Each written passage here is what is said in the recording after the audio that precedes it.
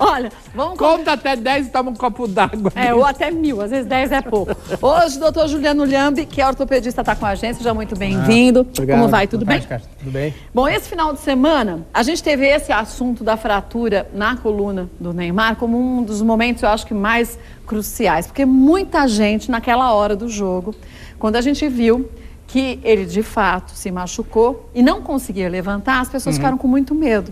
Principalmente porque a gente tem uma ideia que se uma lesão acontece na coluna, há um risco muito grande de você perder os movimentos da perna, né? Na verdade, existe, dependendo do tipo de lesão que você tem, né? Então, a gente tem que mostrar para o pessoal em casa o tipo de lesão que ele tem, que não é aquela lesão mais grave que todo mundo tem medo. Mas, até então, a gente não sabia que lesão era. E quando ele estava deitado de bruços, e até veio um jogador, não lembro quem foi direito, falou com ele, tentou levantar, ele não conseguia. Marcelo estava junto com ele disse que não conseguia sentir as pernas, quer dizer, obviamente, gente, é um choque muito grande, né? Aquela é uma hora de muito estresse para todo mundo. Eu estava vendo o jogo também, a gente não sabe o que acontece, mas vê que ele está se movimentando lá na hora, ele começou a se movimentar, se virou, então isso já nos dá um alívio um pouco maior. Mas como médico, você olhando assim, você fala, isso não foi nada tão sério? Dá para se identificar um médico assim? Na verdade, o que a gente vê no lance é que a gente nunca espera que aquele tipo de lance que aconteceu possa causar uma fratura. É a última situação que a gente vê. Mas aonde foi o choque é perto desse local que é o processo transverso, onde ele tem a fratura. Então, isso muitas vezes acontece, não tanto no nosso futebol, no soccer, que o americano chama de soccer, mas no futebol americano essas lesões são bem mais graves, são bem mais comuns. Lesão de coluna são muito mais comuns no futebol americano, não no nosso, né? Mas já que vamos dizer comum, né? Mas com uma certa frequência se vê lesões assim em jogadores de futebol americano, quer dizer, é uma dor tão grande quanto a gente viu no Neymar? Ele pode ter, ele estava sentindo muita dor, toda a fratura é muito dolorosa, não só o trauma, é uma região onde existem muitos grupos musculares, ou seja, o trauma do músculo é muito doloroso, como na coxa da gente também, quando você leva uma batida, você tem bastante dor. Ali, com certeza, além da fratura e mais o trauma direto que ele teve, com certeza é uma lesão que produz muita dor. A gente via nas feições dele, no rosto dele, né? Agora, deixa eu lhe perguntar uma coisa. Eu comentava com a Mama o quanto que, às vezes, a gente pode ter uma pequena lesão e que você não tem uma dor tão grande. Você, tô com dor nas costas, levei um tombinho bobo, não foi nada demais.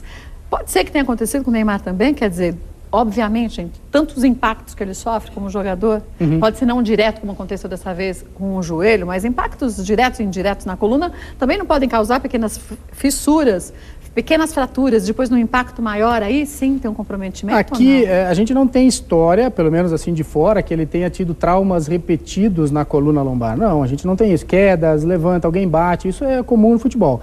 Mas esse trauma direto que ele teve, onde a gente enxerga pelo vídeo, pelas imagens, que muito provavelmente o joelho dele bateu ali naquela região, isso é uma coisa mais preocupante. Então, provavelmente, os exames mostram, se é uma coisa recente ou antiga, a ressonância vai nos mostrar se ela é nova, se ela é mais antiga, tomografia, raio-x, com certeza o pessoal deve ter feito tudo isso para ele, na seleção.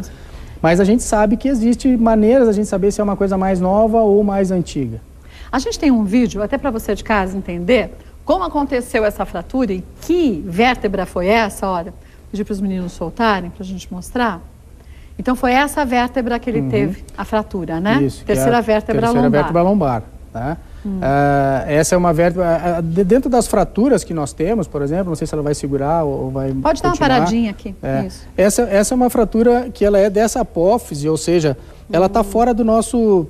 Vamos dizer assim, nosso suporte principal da vértebra, para o pessoal em casa entender, esse é o suporte principal. Então, quer dizer, se a fratura tivesse corpo vertebral aqui é uma outra situação. Seria outra situação. É um outro tipo de fratura, a recuperação, a gravidade das lesões desse local é outra, porque comprime muitas vezes o canal vertebral, você tem que ficar afastado até que isso consolide, cicatrize, o pessoal entender. Essa é uma fratura bem menor, veja, a área é muito menor do que uma fratura de corpo, então a cicatrização aqui é mais rápida.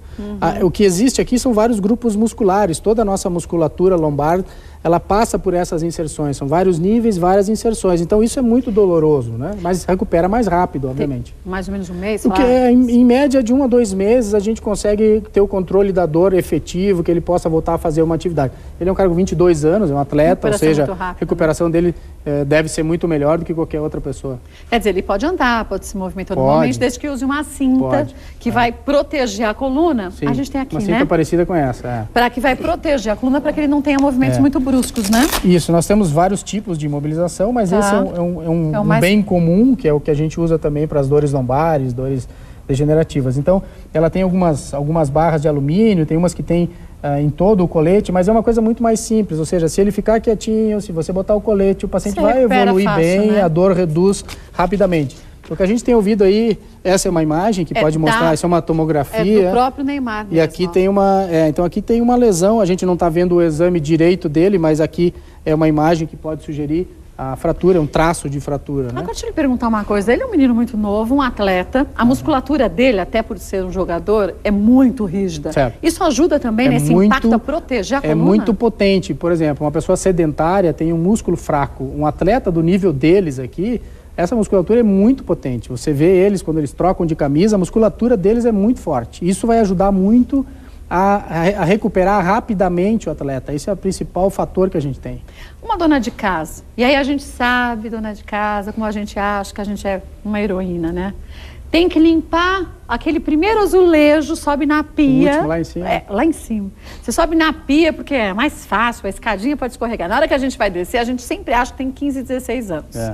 E pode levar um tombo. Com a dona de casa, isso pode acontecer? Uma fratura assim de vértebra? Não digo nessa vértebra, mas fraturas assim? Sim, são os traumas domiciliares, os traumas em casa, né? A ortopedia tem essa preocupação muito grande, a Sociedade Brasileira de Ortopedia tem essa preocupação muito grande de reduzir os traumas em casa, certo? Então tem várias orientações que a gente dá. Certamente, se ela cair, ela já tem, dependendo da idade, ela já tem um pouco de osteopenia ou uma osteoporose, facilitam as fraturas. Normalmente a gente vê as fraturas maiores de corpo vertebral, que são mais graves, né? Essas menores, elas têm uma incidência menor, são traumas menores também, mas nada impede que possam vir a acontecer também. Olha, gente, vamos só lembrar, até como curiosidade, na verdade o jogador, ele atingiu o Neymar a 25 km por hora. Dizem que é mais ou menos como se a gente tivesse sido atingido. Uma boa imagem, lá, né? Veja. O joelho direto. Como se a gente tivesse sido caindo do segundo andar de um prédio, quer dizer, o impacto grande. É um impacto muito grande. Para fazer uma fratura, não interessa a velocidade que ele vinha, tem que ter sido um trauma importante. Agora, lembrar que esse mesmo jogador teve uma operação recente de joelho, se recuperou de uma forma também até que rápida, obviamente, por ser um jogador. Quer dizer, também aqui, nesse mesmo momento, podia ter tido uma lesão, né? Lesado o joelho dele. Ele me parece que o pessoal tem falado, a gente tem ouvido, que ele não é um cara muito agressivo como jogador, ele não é um jogador muito agressivo. Tem menos cartão vermelho e amarelo do que até o próprio Neymar, né? Mas, gente, olha, é difícil a gente julgar, porque quantas vezes a gente vê situações similares e que nada acontece. E que nada acontece. Às vezes há um choque tão grande, como aconteceu, acho que nesse jogo mesmo, que pisaram no Hulk. Eu falei, gente, quebrou o pé do menino, torceu. E não aconteceu nada. Vendo o lance, vendo o jogo, a gente começa a pensar na lesão, né? Então, o que me pareceu foi que talvez ele tivesse um pouco despreparado ou não vendo que vinha alguém por trás. Não tinha noção, ele não né? tinha não teve muito tempo talvez para se proteger ou firmar a musculatura para receber o choque.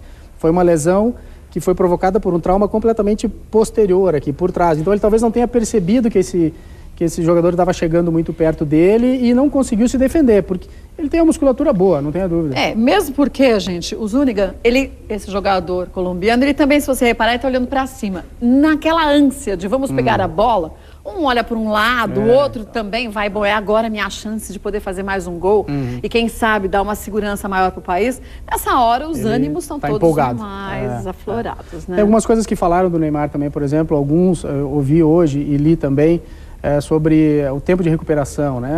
Alguns lugares até falam não, porque nós vamos fazer, o pessoal parece que da cidade dele, andou falando, nós vamos fazer uma infiltração, podemos fazer uma infiltração para você voltar, algumas coisas assim, e o médico da seleção já disse que isso é inviável. Eu também não acho que ele tem que deixar, ele é um cara com 22 anos, tem tanta futuro chance inteiro, Copas isso futuras, pode deslocar a fratura, porque ele vai jogar, não tem dor, ele pode ter outros traumas durante o jogo.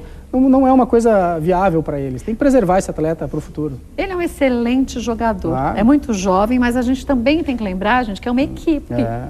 E a gente tem outros jogadores. Tem que ter mais alguém para poder entrar. Tem junto outros nele. tantos, né? Sem dúvida. Obviamente que vai ser uma perda grande, porque todo mundo esperava o Neymar aí nessa final, semifinal e depois, se Deus quiser, na final, mas a gente tem que pensar, antes de mais nada, na saúde, Nele, né? sem do dúvida. O jogador. futuro dele, né? O futuro dele, que é muito grande, tem 22 anos, tem muita coisa pela frente. Muitas ainda. Copas ainda. Ixi, se tem. Olha, só lembrar você de casa, se você quiser conhecer um pouquinho mais do trabalho do Dr. Juliano Lhambi, pode acessar o site www.drjuliano.com.br. Então, um mês mais ou menos para ele se recuperar. 1 mês e meio, 2 meses.